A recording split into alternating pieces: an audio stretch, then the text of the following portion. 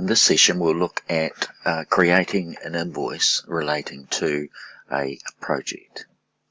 So as you can see, we've tailored the sheet to include the columns that we need with regard to the project and the distribution. So you can see the project, the task number, etc., and the distributions,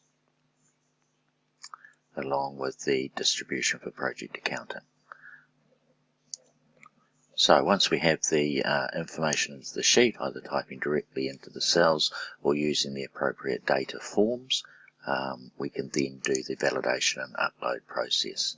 So we'll go ahead and do that.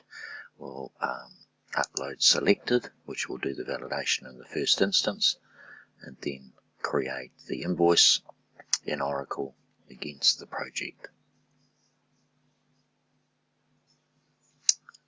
Data is now validated, and we're now creating the invoice within Oracle.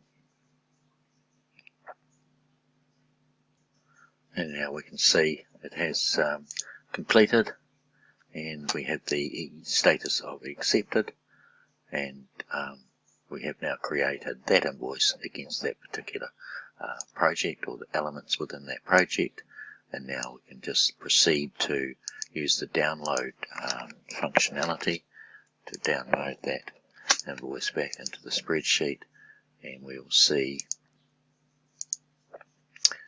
the invoice has been created against the project lines.